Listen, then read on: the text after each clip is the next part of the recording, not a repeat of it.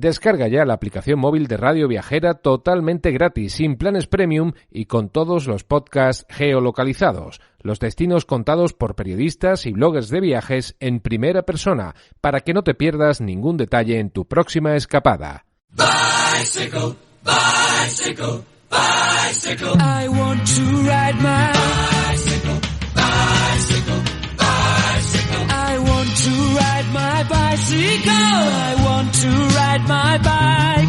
I want to ride my bicycle. I want to ride it where I like. Viajando despacio con Chus Blázquez. You say black, I say white. You say bar, I say bite. You say shark, I say him. And Jaws was never my scene, and I don't like Star Wars. You say Rose, I say Royce. You say God, give me a choice. You say Lord, I say Christ. I don't believe in Peter Pan, Frankenstein or Superman. All I wanna do is bicycle, bicycle. Buenos días, amigas y amigos de Viajando Despacio. Te damos la bienvenida, como todas las semanas, desde Radio Viajera. Mañana, jueves 18 de febrero, se celebrará dentro de la agenda de encuentros del sector de la bicicleta organizados por AMBE el evento online El sector de la bicicleta frente a la pandemia, tendencias y expectativas para 2021. Con Eduardo Roldán de Shimano Iberia, David Martín Gaya de Tradein, Holger Huboll de la Federación Europea de Ciclistas y Pedro Maestre de Atevi, para debatir y tratar los temas de mayor actualidad. Pedro de Atevi hablará de la adaptación del sector minorista a los cambios producidos por la pandemia. David Martín de Tradein, el boom del e-comercio durante y tras la COVID. Holger, desde la Federación Europea de Ciclistas, hablará del sector en Europa, impacto económico y tendencias en el continente. Y finalizará Eduardo Roldán, el director de Shimano Iberia, hablando de las expectativas para 2021, el futuro del sector tras la COVID y nuevas apuestas. Estaremos atentos y os contaremos las conclusiones del evento en el próximo programa. El Rincón de la Gente Viajera vuelve al Ayuntamiento de Bilbao, del 16 al 26 de febrero, en el Centro Municipal de Begoña y en el Salón de Actos del Colegio Berriocha de Santutxu, para acercar al público las experiencias de diversas personas viajeras, con una visión cercana y diferente de los viajes y la aventura. Y el próximo martes 23, nuestra amiga Ana Zamorano, remoteana, presenta Entre la Cámara y las Montañas, bicicleta. Ana contará su periplo de 2 años de viaje en bici, 20.000 kilómetros por 2 continentes, con miles de fotografías, grandes amistades, 3 documentales, un proyecto social y una nueva ruta que comienza esta primavera.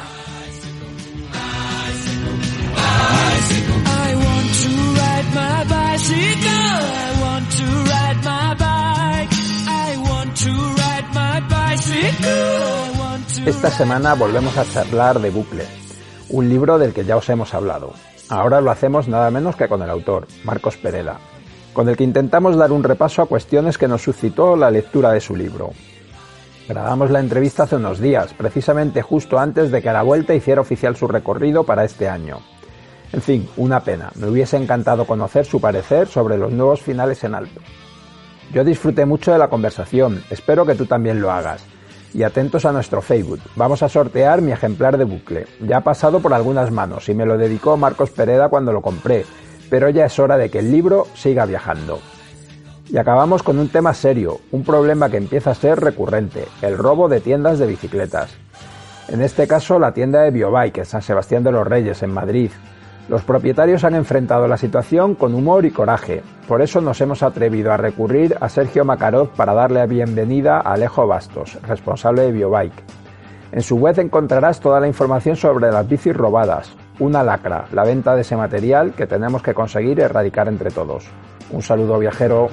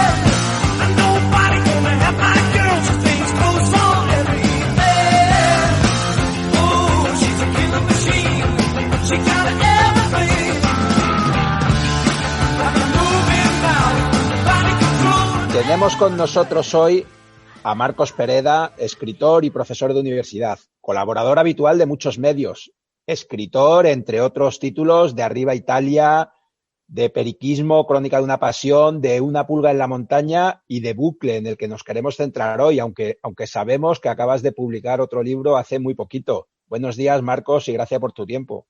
Hola, muy buenas, ¿qué tal?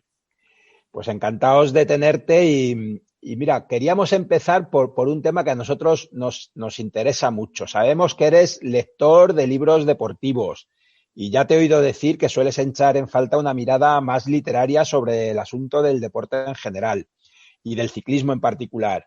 Pero leyéndote a ti, a Ander Izaguirre, a Juan Fran de la Cruz, a Óscar Zalagán, a Carlos Arribas, ¿vivimos en un momento dulce de literatura alrededor del ciclismo?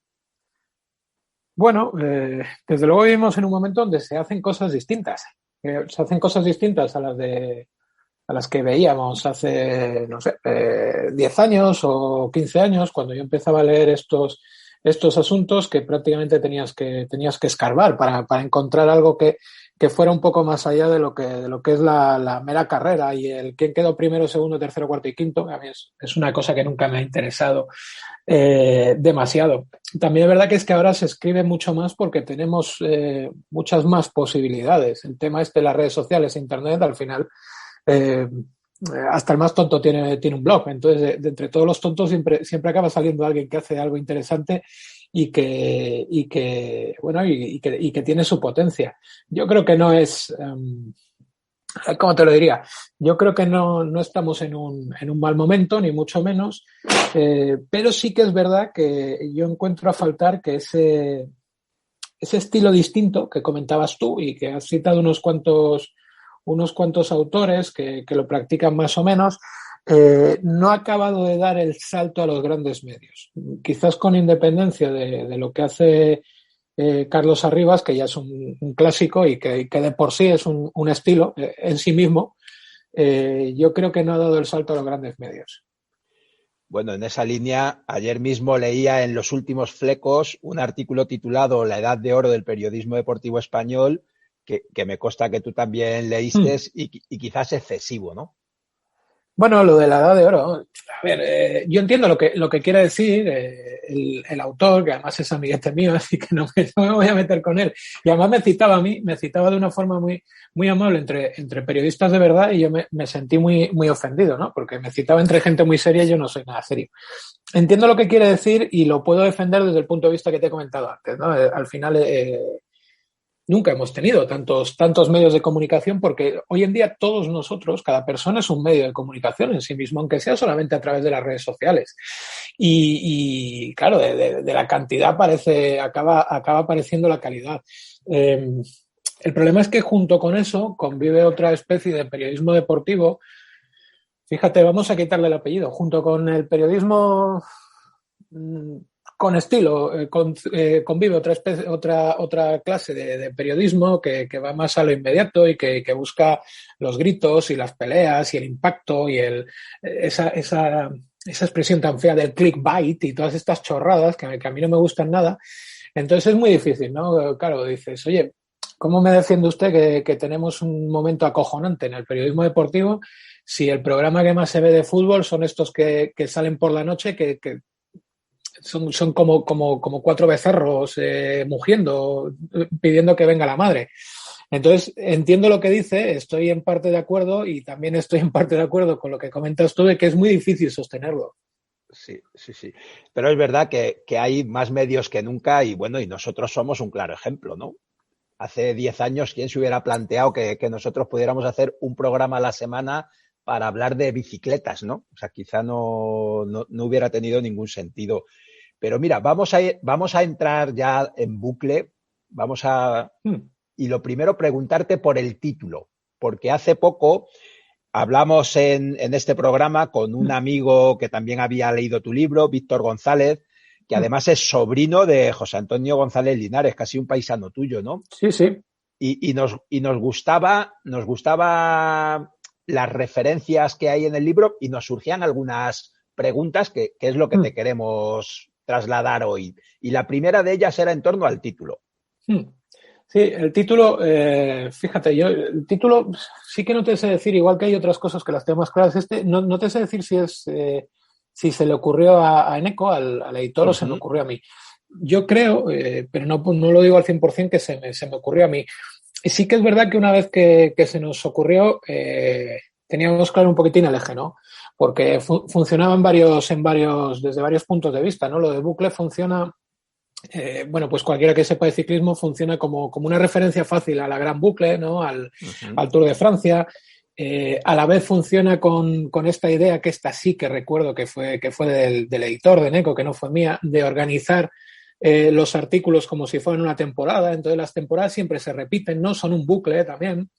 Y a la vez funcionaba muy bien como referencia a la portada que es una fotografía acojonante. A mí me parece una pasada, de Henri Cartier-Bresson, que es un ciclista que está en un velódromo. Entonces, en un velódromo lo que haces es dar bucles y bucles, dar vueltas y vueltas. Y entonces nos pareció, me pareció a mí, le pareció también al editor, al final esto es un trabajo de varias personas, nos pareció que jugaba con muchas autorreferencias y que actuaba como una especie de pórtico de entrada muy chulo a lo que queríamos transmitir con el libro. Oye, hablas de Eneco y hay que reconocerle la gran labor que está haciendo, ¿no? O sea, Libros de Ruta se está convirtiendo en una referencia. Claro, a mí me gusta citarle, es que la gente desde fuera a lo mejor no se dan cuenta, pero esto es como te digo, es un trabajo de varias personas y Eneco además no es un publicador. Hay muchos publicadores en el mundo de la edición, que es una cosa feísima, ¿no? Es gente que le das un manuscrito y a tomar por culo, como va te sale. Eneco no, se mete en ello y te comenta sus impresiones. Además es un tío que ha leído mucho y que tiene mucha chispa. Entonces las ideas que te da siempre son interesantes, las adoptes o no, ¿eh? No, yo no soy precisamente un autor de decir a todo que sí, ni una persona de decir a todo que sí. Pero sí que tiene interés. Y luego lo que dices tú, al final el tío pues ha sacado, mejor dicho, ha cogido un nicho que desde varios puntos de vista habrá gente que pensaba que era una locura, ¿no? De publicar libros de bicis, porque tenemos a veces esa tendencia, ¿no? De pensar, dice, oye, esta gente que le gusta la bici o el que le gusta el fútbol y tal, pues serán prácticamente analfabetos, no sabrán leer ni escribir. Y el tío va sacando y cada año saca más libros y yo creo que le va bien. Yo creo que tiene ahí tiene una buena selección, le echó muchas narices y le está yendo bien. Yo me alegro que le vaya bien a la gente que hace estas cosas valientes. Pues nosotros también nos alegramos y sobre todo lo disfrutamos mucho con muchas de las cosas que ponen en nuestras manos. Claro. Te quería preguntar, Una tarde en los Machucos, un relato en el que sin duda el protagonista es el paisaje. ¿Ese relato es amor al terruño o hay algo más ahí?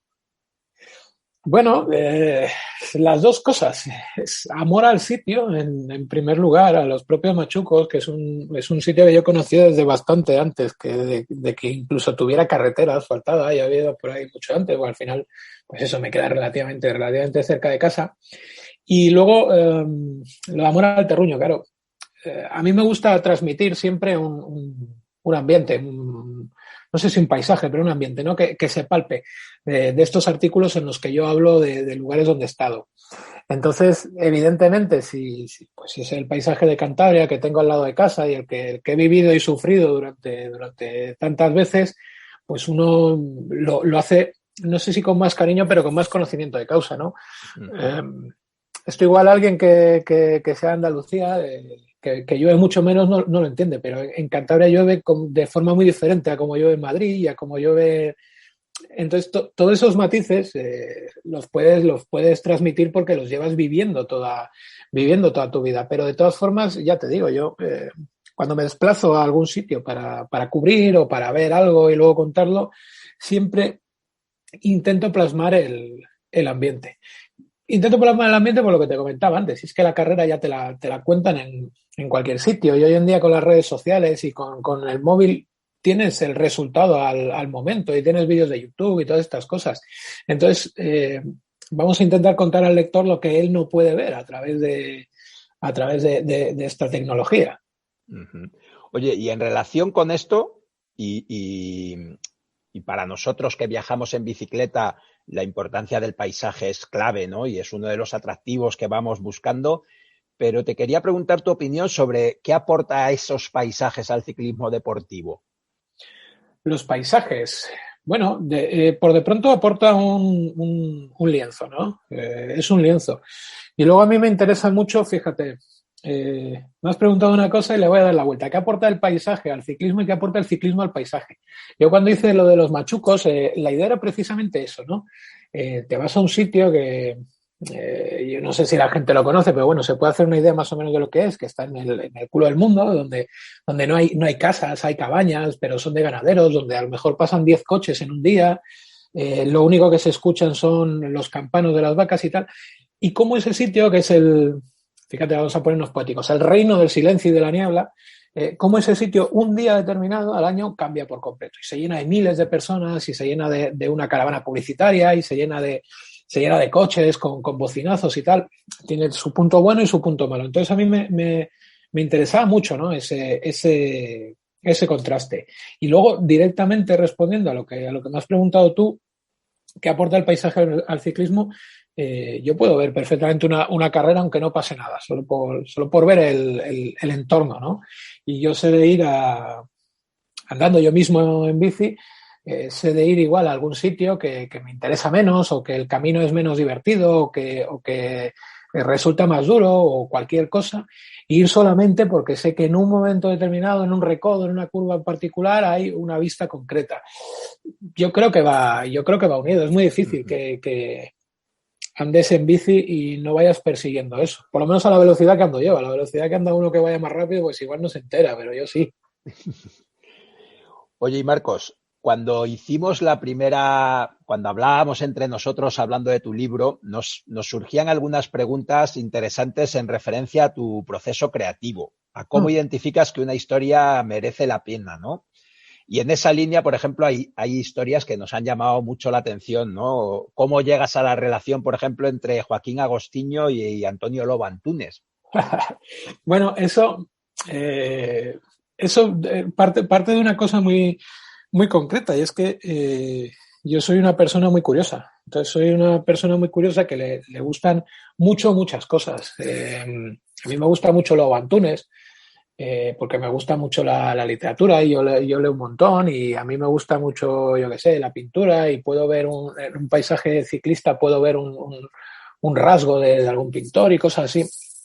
Entonces, claro, tú tienes una serie de referentes metidos en la cabeza, ¿no? Tienes una serie de mojones, de hitos, y a veces se te enciende la bombilla. Y yo estaba leyendo sobre Agostinho, que es pues es un historión el que tiene, porque es un hijo de su época, ¿no? Un hijo del Portugal colonial que estaba perdiendo las colonias, está el hombre va a la guerra y tal. Y yo me acuerdo que leyendo sobre Agostinho, leyendo sobre el final de Agostinho, pues, tiene un final muy desgraciado, aparecía, casi no era un pie de página, pero aparecía como sin darle importancia que no pudo salvarle el cirujano jefe del hospital de Lisboa, me parece que era Lobo Antunes. Oh, coño. Claro, ahí ya por pura relación pues se te enciende la bombilla, ¿no? Y dices, oye, Lobo Antunes no es como Pérez, no es como García, a lo mejor tiene alguna relación. Y empiezas a rascar y empiezas a mirar, y a mí me parecía, lo primero, que es algo que no se había hablado prácticamente, porque sí que del escritor, yo sabía, porque le había leído en entrevistas, que él es muy aficionado al ciclismo, pero esta relación del hermano del escritor con Agostinho, que es como juntar casi dos tótems de la segunda mitad del siglo XX de Portugal, yo no la conocía. Entonces, pues eso, vas tirando de un sitio y de otro. Y luego, yo siempre tengo una cosa, que es una virtud, pero también es un defecto, y es que pienso que las cosas que me interesan a mí le van a interesar al lector. Entonces, hay veces que aciertas y hay veces que no, que está muy, muy, muy, muy rebuscado. Yo me acuerdo, por ejemplo, uno de los artículos que quedaron fuera de bucle, dejamos un montón de ellos fuera, hicimos una selección muy grande. Yo me acuerdo uno en concreto que era sobre Indurain, y yo le igualaba las características de Indurain con los 6 estratos del alma en el mundo egipcio. Claro, a mí en el momento me pareció una idea guapísima y tal. Y luego sí que es verdad que el lector no le acabo de pillar mucho el tono y releyéndolo yo años después, lo miras y dices, joder, es que es tan rebuscado, es tan... Entonces hay veces que aciertas y otras que no, es ensayo-error esto. Sí, sí, sí. Oye, esto decías tú que Portugal, ese momento histórico de la pérdida de las colonias, que cada una de ellas le costó una guerra, ¿no? Que desangró al país durante años, pero las guerras y los ciclistas están muy presentes en el libro, ¿no? También lo estuvo ya la Segunda Guerra Mundial en Arriba Italia. ¿Es interés personal en esos momentos históricos o es la guerra como generadora de historias profundamente humanas? ¿Qué hay ahí? Pues yo creo que lo segundo, ¿no? Al final es que la guerra produce un montón de historias muy, muy potentes por su misma naturaleza. Depende del momento en el que esté yo produciendo, pues me puede interesar más o menos, porque escribir sobre ciclistas y guerras tiene una pega, y es que es muy difícil meterle sentido al humor, como todo el mundo comprenderá. Pero de luego si quieres si quieres historias que sean impactantes, de estas que te golpean directamente a la mandíbula, un tío como Fausto Coppi, que le suena de nombre hasta a alguien que no tenga ni idea de quién es, pero le suena. Claro, plantar a ese tío en mitad de la Segunda Guerra Mundial y en un campo de concentración, en un campo de prisioneros, una concentración en el norte de África, joder, pues ya solamente la imagen es súper impactante. La verdad es que cuántas coincidencias, ¿no? Y cuántas historias truncadas que debieron dejar esas dos grandes guerras en toda Europa y también en el mundo del ciclismo, por supuesto. Claro, imagínate, si es que no...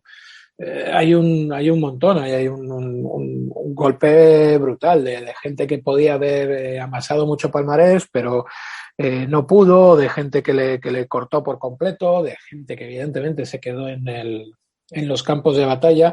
Son dos tragedias a nivel universal que cómo no van a dejar un montón de historias interesantes y un montón de historias pues eso, impactantes, igual en el ciclismo como en cualquier cosa. Oye, y si interesante en la historia de esas dos guerras mundiales, el periodo de entreguerras también da para mucho, ¿no? Y en el relato de Sonidos de ruedas y jazz cuentas una relación entre velódromos, vida cultural, bohemia en algunas ciudades europeas, que eso ahora nos suena casi como de otro planeta, ¿no? Esa relación del deporte con esa otra vida bohemia, ¿no? Sí, claro. Yo creo que en este sentido de primeras hemos segmentado un poco el asunto. Y me explico. Uno no se imagina hoy, por ejemplo, a un tío como Hemingway, que era un gigante de la literatura de la época. No me refiero ni siquiera a calidad, me refiero a que es uno de los escritores más conocidos del mundo. Y uno no se le imagina yendo a un velódromo a ver y a involucrarse viendo el ciclismo, pero tampoco se le imagina yendo a un campo de fútbol y ponerse así en plan muy... Entonces parece como que hemos segmentado, ¿no? De un lado el físico y de otro el intelecto. Y eso ya de primeras es una pérdida. Y luego... es que hay cosas que no se van a recuperar nunca y están bien que no se recuperen, pero hemos perdido una cierta ambientación y me explico muy rápidamente. El otro día leía, yo creo que era Ander Izaguirre, precisamente él hablaba de cuando se celebraban las 6 horas de San Sebastián, siendo el niño en los 80, y hablaba de una cosa que ha desaparecido y que, insisto, está muy bien desaparecida y ojalá que no vuelva, pero que creaba un cierto ambiente y era que se podía fumar en el interior de los velódromos. Claro, lo que decías tú del Berlín de la entreguerra, tenemos que imaginarnos el velódromo como un sitio lleno de humo, con un bar en el centro. Claro, hoy en día no es un bar en el centro, con la gente pasando, ¿no? Había una pasarela y pasabas al centro y el centro era como el reservado de una discoteca de estas madrileñas que tienes que pagar para entrar. Entonces tú pagabas, ibas al reservado y allí te mamabas, tomabas tu champán, fumabas tus puros. Entonces todo eso es impensable hoy en día, insisto, y está bien que sea impensable, que nadie me entienda mal, pero crea una especie de ambiente que es muy atractivo para reproducirlo. Seguramente, fíjate, sea mucho más atractivo para reproducirlo que para vivirlo. Yo me meto en un velódromo eso, lleno de humo y tengo al lado un tío que tiene una mamada enorme y tal, y yo salgo de ahí escopetado, no aguanto 10 vueltas. Pero para escribir sobre ello sí que es muy interesante. Oye, vamos a cambiar un poco de tema. En pocos días conoceremos el recorrido de la Vuelta, ¿no? Por lo que oímos, los finales en alto parecen claros y no va a faltar dureza. Subidas cortas con desniveles tremendos, que parece que es la seña de identidad de esta Vuelta. Muchos aficionados, y creo que tú también estás entre ellos, insisten en el valor de los puertos de paso y que eso tenga protagonismo. Un puerto bien colocado, y esto lo hemos vivido todos los que hemos visto cuando éramos mucho más jóvenes las etapas en televisión, esos puertos al final en muchas ocasiones dan tanto más juego que un muro final, ¿no? Y te quería preguntar a ti, ¿qué te parece esa apuesta de la Vuelta? Bueno, aquí hay varias cosas que se pueden decir. De primeras, a ver, la Vuelta, creo que tenemos una visión distinta desde España a lo que yo palpo en el extranjero. Yo trabajo bastante en el extranjero y, por ejemplo, el mercado anglosajón está encantado con la Vuelta. Les parece un producto muy atractivo. Les parece un producto muy atractivo. ¿Y por qué les parece un producto muy atractivo? Precisamente por lo que nos quejamos nosotros, y yo me incluyo, ¿no? Por el hecho ese de que todos los días hay algo. Todos los días hay algo de interés, aunque sean 5, 6, 10 minutos. Entonces a ellos les parece eso, muy vibrante en ese sentido. Y quizás, fíjate lo que digo, y esto a mí no me gustaría que fuera así, pero quizás es algo más acorde con los tiempos. Es algo más acorde con los tiempos. Hoy en día, con la cantidad de opciones de ocio que tenemos, es muy complicado fijar la atención 5 horas seguidas en algo. En algo que además es un ir cociéndose lentamente. Como es una etapa larga, con puertos y tal, donde a lo mejor te tiras 4 horas viendo a los paisanos que suben a toda leche 2 puertos muy largos y en el último explota todo. Y explota todo de una manera brutal porque ha subido ante los otros 2. Entonces a mí me gusta mucho más esto, porque además yo creo que el ciclismo es un deporte de fondo y creo además que las vueltas de 3 semanas deben de ser pruebas de fondo y que como pruebas de fondo tienen que ir limando poco a poco. Claro, ya te digo, mantener la atención durante 3 semanas, todos los días, un montón de días que a lo mejor no pasa nada, las etapas estas llanas de 200 kilómetros que los ciclistas se quejan tanto, esas son desgaste. Todos los que hemos andado en bici sabemos que no es lo mismo hacer 50 kilómetros que 100, aunque sean planos. Entonces todo eso es desgaste que se va acumulando.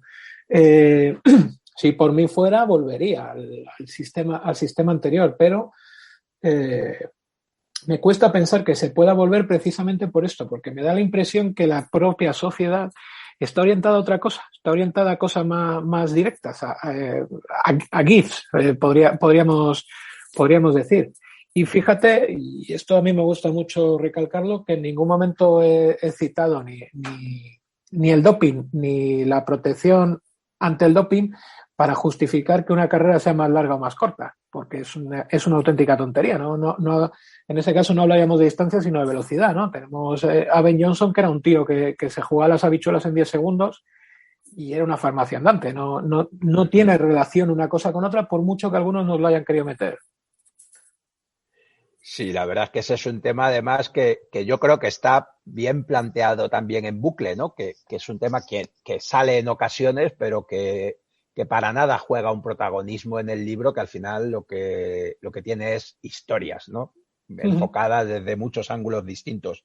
Hablabas tú de que quizá la sociedad nos está llevando a preferir unas cosas como otras y en Pedaleando por el Priorat cuentas tu experiencia en la presentación del Golden Tour, que desde luego eso es otro fruto también de nuestra sociedad actual, ¿no? Sí. Nos interesa mucho vuestro papel como periodistas, como contadores de historias en dar a conocer estas propuestas. Sí. A ver, también es verdad, yo ahí juego un papel un poco distinto, porque normalmente esto del Golden Tour era como una especie de marcha cicloturista de 4 o 5 días, me parece que era, donde pues estaba orientado a un público muy concreto y tal, y la idea era que te sintieras casi como un profesional. Entonces, yo allí jugaba un papel un poco diferente, que no sé siquiera si sorprendió a quienes me invitaron a ir, porque los periodistas de otros medios que estaban allí, pues eran tíos muy preparados y era gente que, pues eso, yo les veía y eran muy delgaditos y había uno que venía de cruzarse Portugal de norte a sur en bicicleta, entonces venía negro con unos tobillos que le abrazaba los tobillos yo con las manos. Y yo soy completamente distinto. Yo iba allí, yo no tenía ni marca de ciclista, porque yo había estado en la playa los días antes y tal. Entonces yo ahí jugué con el cliché ese, ¿no? Y jugué con el cliché ese, el del soy un perro, sufro mucho y tal. Jugué con el cliché ese por dos razones. La primera es porque creo que no puedo hacer otra cosa, porque yo no te voy a hablar de vatios, pues no tengo ni puñetera idea, ¿no? No sé ni los que tienen las bombillas.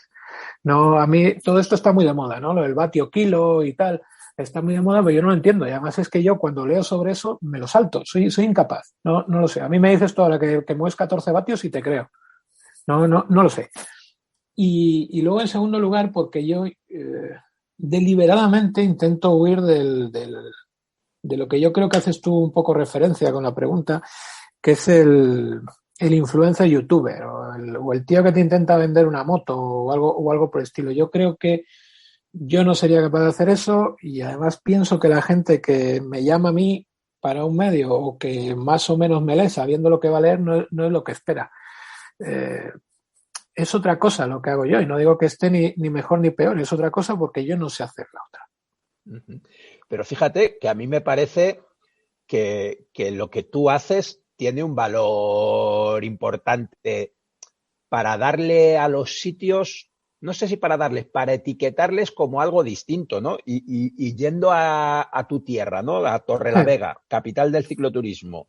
Y tú mismo dices, ¿no? Un auténtico espectáculo, cientos y cientos de ciclistas cada día. Tierra ciclista, claro, Vicente Trueba, Óscar Freire. Yo creo que eso se nota y nosotros que hemos hecho algún viaje en bici por allí lo vives.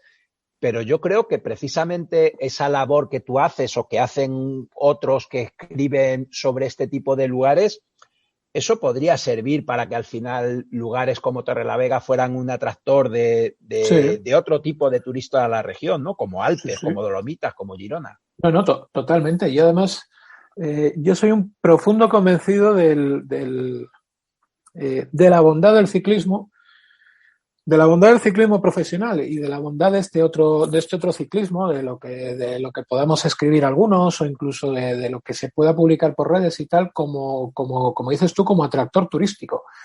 Y porque además soy un convencido de que puede suponer un foco de atracción hacia un turismo muy determinado, que es un turismo, está muy feo hablar de dinero, pero generalmente es un turismo de alto nivel adquisitivo, de gente con cierta pasta, y además es un turismo muy sostenible, no es un turismo de playa y fiesta. Normalmente, siempre va a haber excepciones. Entonces por ejemplo, yo creo que la Vuelta a España es un escaparate turístico acojonante y estoy convencido y a mí no me lo va a quitar nadie eso. Y creo eso, lo que dices, pues por ejemplo, esto del Priorat o lo de Torrelavega, yo creo que funciona. Y yo lo oriento de esa forma, con esa particular manera mía de verlo, porque es lo que a mí me gustaría. Si yo veo a un youtuber ciclista a un influencer, andando en bici por Torrelavega y me pone un vídeo de 10 minutos y me explica lo duro que es, yo qué sé, la capilla o tal, a mí eso no me interesa. Entonces, yo intento escribir lo que me gustaría leer. No digo que tenga ni más valor ni menos. Y evidentemente te va a llegar a mucha más gente un Zugasti de lo que puedo llegar yo. Eso no. Pero a mí no me interesa. No me interesa, no entro en eso. Entonces yo intento hacer otra cosa. Y otra cosa que, por cierto, yo creo que luego tiene una cierta aceptación. O sea, muchas veces volvemos a lo de antes, segmentamos al público en un único target, ¿no? Como dicen los modernos. Coño, todo el mundo es diferente, no a todos nos gusta lo mismo. Y, hombre, si te gusta el ciclismo, pues lo normal es que te guste ver a un tío subido en una bici, pero también te pueden gustar otras cosas.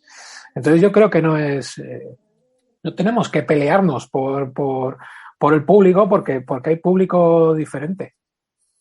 Totalmente de acuerdo. Y es verdad que hay mucha gente distinta y el ciclismo es diverso también, ¿no? Y el ciclismo para muchos de nosotros tiene tanto valor el rato que pasas en la bici como el que te tomas las cervezas al acabar con los amigos, ¿no? O el rato que paras a charlar con alguien que te cruzas en la carretera, ¿no? Claro. Y ya la última pregunta, Marcos, mitos, leyendas, historias. ¿Cómo hemos llegado a esa épica del ciclismo? ¿Cómo se llega a esta épica del ciclismo? Eso me lo pregunta mucha gente al hilo de bucle, porque deliberadamente yo quise poner el primer artículo y el editor estuvo de acuerdo, un artículo en el que habla sobre lo mentirosos que somos los periodistas, ¿no? Entonces, claro, yo lo puse también con un cierto sentido con una cierta conciencia, porque el tono mío cuando escribo y el tono, por tanto, del libro, por lo general es muy irónico, ¿no? Entonces, muy autoparódico también. No estoy diciendo que los periodistas sean unos hijoputas y que no haya que creerles nada, sino estoy jugando eso pues con el tono este de autoparodia, de metaliteratura y tal. Eso en primer lugar. Y luego, además, es que lo creo. Es que muchas de las cosas que damos por supuestas, que son la versión de un tío que se la pudo inventar perfectamente, pero joder, no son el ciclismo en todo. Que, anda que no repetimos frases exactas que han dicho las grandes personas o los grandes hombres y cosas por el estilo. Y hay muchas de ellas que luego vas al documento y dices, coño, no la acabo de encontrar, ¿no? Y son invenciones, ¿vale? Desde el mismo... siempre pongo a mis alumnos el mismo ejemplo. Digo, oye, ¿quién fue el primer europeo que vio América? Siempre hay alguno que dice, no, Rodrigo de Triana. Pues mira, pues te vas al listado de los tíos que estaban en el viaje colombino y te das cuenta que no había ningún Rodrigo de Triana. Había un tal Rodríguez que había nacido en Triana. Entonces, este tipo de cosas van quedando. ¿Qué no habrá quedado con el ciclismo? ¿Qué no habrá quedado con una carrera? Hoy en día tenemos las etapas del Tour desde el kilómetro 1 hasta el kilómetro 200, ¿no? La que llega a 200. Pero en el año 1930, el hilo de la carrera, la narrativa, te lo contaba un tío en un periódico que como mucho que habría podido ver a los ciclistas 2 veces, 3, en todo el recorrido. Y el resto, ¿cómo lo consigue? Dice, coño, pues porque pregunta igual a un juez, o pregunta a uno de la organización, o pregunta a un ciclista. El ciclista que va adelante sabe solamente lo que ve el primero. El ciclista que va segundo sabe lo que ve el primero, el segundo, el tercero. Es a lo que me refiero. Entonces, a partir de ahí, ¿cómo no va a haber leyendas? Y muchas de las que consideramos ciertas y que repetimos mil y una veces, son falsas. Y además es que sabemos que son falsas. Y es muy fácil llegar a la falsedad, ¿no? El primer Tourmalet, por ejemplo, ¿no? Que aparece ahí en el libro. No pasa nada. Y no recuerdo si este Tour de Francia pasa el Tourmalet, pero el próximo Tour de Francia que pase el Tourmalet vamos a repetir la historia de Steines y la vamos a repetir mal y con conocimiento de causa. No pasa nada. O sea, no debería pasar algo, pero no pasa nada. Entonces, yo creo que desacralizar un poco esto, huir de la necesariedad de la épica cuando hablamos del ciclismo, que parece que todo tiene que ser épico y todo tiene que... Huir de eso yo creo que es también muy sano. Y luego, y ya con esto acabo, es que reírse de uno mismo es muy sano siempre. Entonces yo creo que empezar poniendo una venda es una forma muy elegante de empezar un libro y de decirle al lector y decir, oye, hemos venido aquí a divertirnos tú y yo. Oye, pues ese nos parece un consejo fantástico para finalizar. Yo doy fe de que el humor está presente en este libro y en algún otro de los que he leído tuyos. Y lo único que nos queda es recomendar Bucle a los oyentes que no lo hayan leído todavía, porque estoy seguro que van a pasar un rato fantástico. Un rato largo, porque al final son páginas, pero a mí me gusta mucho también que sean capitulitos muy cortos, porque te permite leerlo mezclándolo incluso con otras lecturas o en los ratos que tengas libres, y a mí me parece que lo va a disfrutar todo aquel que le guste la bicicleta, pero también todo aquel que le guste simplemente leer historias, porque al final yo creo que lo que has conseguido es una magnífica colección de historias. Muchísimas gracias, Marcos, y seguiremos leyéndote, que que hay que reconocerte también que eres muy fructífero en ese producir relatos. Sí, como las higueras, soy de fructífero. Igualito. Muchísimas gracias, Marcos, y hasta pronto. Venga, un abrazo. Un abrazo. Me han robado la mountain bike, fue un junkie de la Plaza Real. Qué cariño le tenía, la bici me llevaba y me traía. Si lo pillo, lo machaco, lo poco que tenga se lo saco. Le coloco un par de mecos, no me importa si lo dejo seco. Qué dura es la vida, hermano, me quedé con el candado en la mano. Y mientras te canto mis penas, la bici va rodando por sus venas. Con ella no me confundía, sabía siempre lo que hacía. Cuesta abajo y cuesta arriba, a la misma velocidad. Me he quedado súper cortado porque la quería de verdad.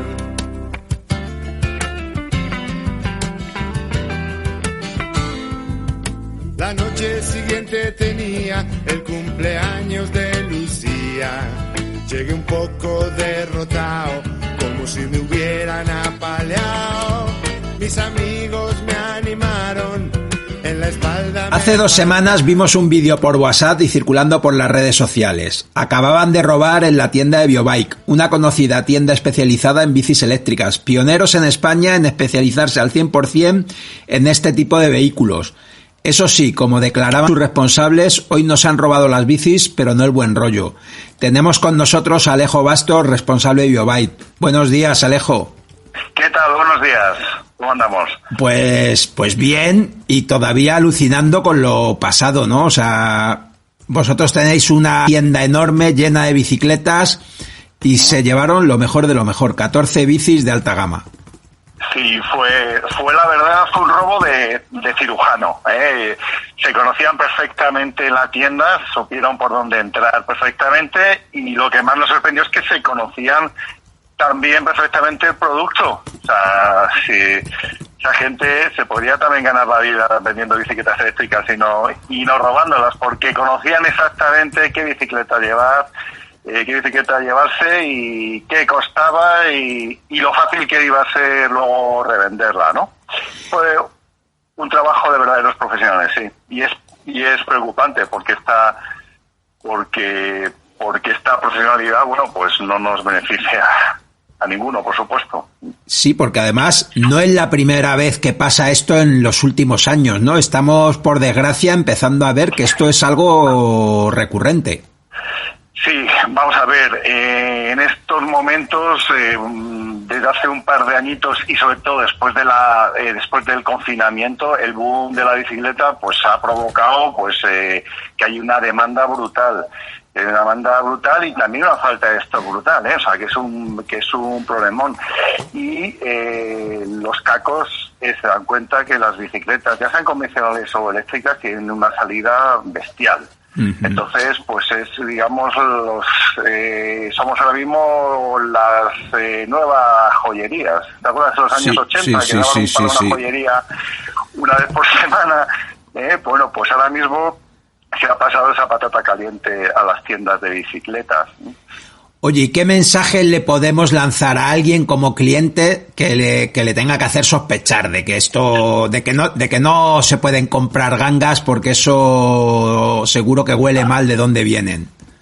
Claro, en primer lugar es darse cuenta de lo que es el valor de la bicicleta y de lo que es el valor real de la bicicleta, el PVP, y luego por el valor que la gente lo está vendiendo, ¿no? Es chocante, por ejemplo, por las bicicletas que nos robaron, pues los precios oscilaban entre 4.000 y 6.000 euros, ¿no? Si te encuentras ese tipo de bicicletas con la mitad o menos de la mitad, como suele suceder, pues eso te tiene que hacer sospechar. Otra cosa que te tiene que hacer sospechar es que sean bicicletas del año, uh-huh. Porque estas que se llevaron eran del 2021. Entonces, pues eso tiene hay que hacerte sospechar. Que no te dé el número de serie de la bicicleta, porque estos cachacos van todos con el número de serie y es lo la matrícula, ¿no? La trazabilidad y todo, ¿no? Porque la policía con lo único que se pone a trabajar es con el número de serie de la bicicleta, ni con el modelo, ni con la factura de compra, ni nada, ni con fotos, ni nada. Con lo único que se pone a trabajar es con los números de serie, ¿no? Entonces, y luego en el caso específico de las bicicletas eléctricas, pues algo obvio, pero que mucha gente no repara. Generalmente se suelen vender sin cargador, ¿vale? Porque el cargador se lo dejan en la tienda donde lo robaron. Es sin cargador y muchas veces sin llave de contacto. En ese aspecto, pues te sorprenderás de la cantidad de llamadas que tenemos de gente pidiendo un cargador y el bombín. Yo, nosotros antes cuando estábamos en Galileo sí que teníamos al poli municipal al lado, a Alfonso, que le pegábamos un toque y le decíamos, aquí hay uno, y le trincaban. Ahora ya es mucho más complicado, porque esas cosas se pueden comprar por internet. Entonces ya no vienen a mi tienda a por cargadores, ya las compran pues en los Amazon y similares, y eso es una faena, la verdad, porque así es muy difícil luego pillarles. Oye, y Alejo, ¿qué os supone para vosotros además en este año que además uno de los grandes problemas es que no hay bicis? Claro. A ver, es muy fácil. El seguro, yo soy hijo de mi padre y mi padre fue funcionario y yo tengo los seguros, de cada capitulillo bien estudiado y todo. O sea, que no creo que el seguro no nos vaya a pagar el coste de la compra de las bicicletas. ¿Cuál es el problema? Que esas son bicicletas que no se pueden luego reponer. El seguro me va a pagar a mí el precio de coste de todas las Focus, las High Bike, las Mondraker, las Mustache que me birraron, pero con ese dinero no voy a poderlas reponer. Y si no las puedo reponer, pues no puedo obtener un beneficio, que es por lo que Dios me ha puesto a trabajar aquí en esta empresa. Y si no obtengo beneficio, pues no voy a poder pagar mi salario. O sea, que es más serio de lo que parece. O sea, si no tienes beneficio con la venta, ningún negocio funciona. Y esa es realmente la gran faena que nos han hecho estos señores. Porque si llega a ser otro año, si llega a ser, yo qué sé, 2016 o 2017, que había bicicletas por todos lados, que te las dejaban hasta en depósito a ti en la tienda y todo, pues bien, porque había disponibilidad. Pero ya no. Sí, es un año terrible para una situación como esta. Oye, y una cosa que... ¿Tú crees que estas bicis se venden aquí en España, se las llevan fuera? No.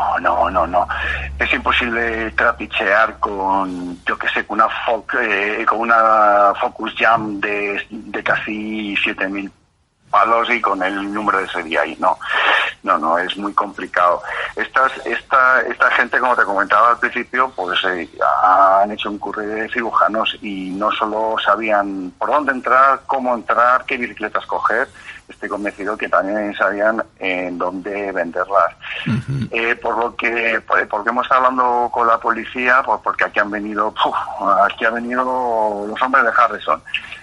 Pues estos son atracos bajo pedido. Pues igual cuando robaron en Santa Cruz, que están a un par de manzanas de nosotros, ¿no? Ahí sí que la alarma no saltó y se llevaron absolutamente todo. Le hicieron un roto brutal. Pues estas son bicicletas que salen fuera. No sabemos si a países del este o abajo, no lo sabemos. Pero esas bicicletas es muy extraño que estén aquí en España. Hay que recordarle a la gente que nos oye que os robaron un domingo a plena luz del día, que para llevarse 14 bicicletas como se llevaron hace falta un camión, o sea que esto no es alguien que pasa por ahí. Claro, un trabajo de verdaderos profesionales. Ahora, a ver, la alarma saltó en tiempo y forma. y la policía llegó en tiempo y forma. Sabían que tenían 10 minutos y por lo que no nos vaciaron la tienda entera, porque aquí teníamos en stock 80 bicicletas, o sea que por lo que solamente se llevaron estas 14 porque sabían que tenían 10 minutos, ya está. Y fue lo que se llevaron, claro. Pues nada, lo queríamos contar, queríamos alertar a la gente y sobre todo concienciar de que cuando uno compra una bicicleta hay que comprar una bicicleta en una tienda que se dedique a ello, que te dé todas las garantías, que te pueda dar un contrato, una factura, un número de serie, como tú decías, y que esto al final nos afecta a todos los que trabajamos en este sector porque genera un agujero muy difícil de cubrir. Muchísimo, sí. Pues ahí te doy completamente la razón, sí. Oye, pues muchísimas gracias, Alejo, mucho ánimo y oye, felicidades por la forma de tomároslo. Bueno, sí, no, había que... salió completamente espontáneo. Después la profesión también se lleva por dentro y yo y mi socio pues también hemos tenido nuestros bajones, pero te cuento una cosa, los tenderos somos más rentables si somos optimistas.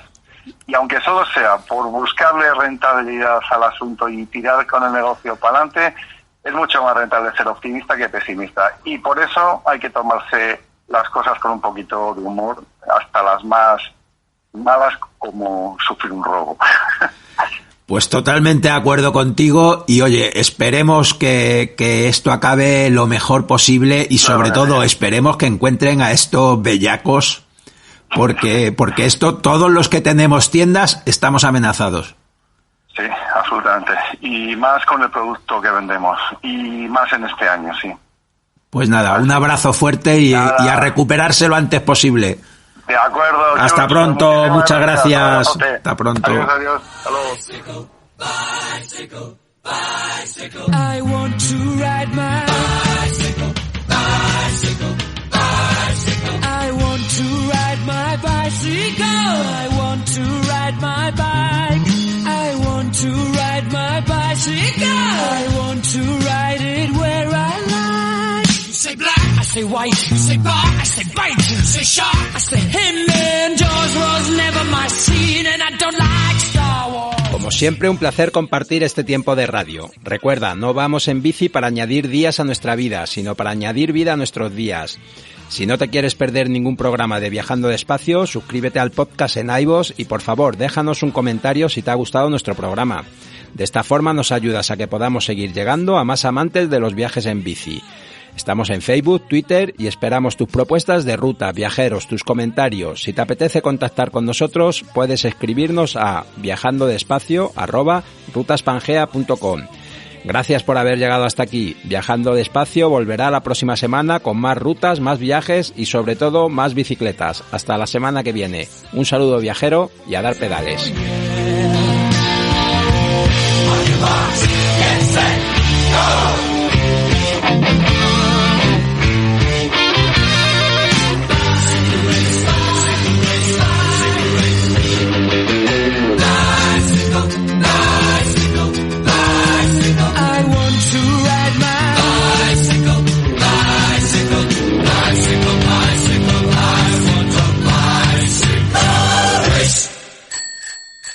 Si eres un apasionado de la naturaleza, del cicloturismo, del senderismo, si te gusta viajar en familia, tu podcast es Caminos Naturales, en Radio Viajera.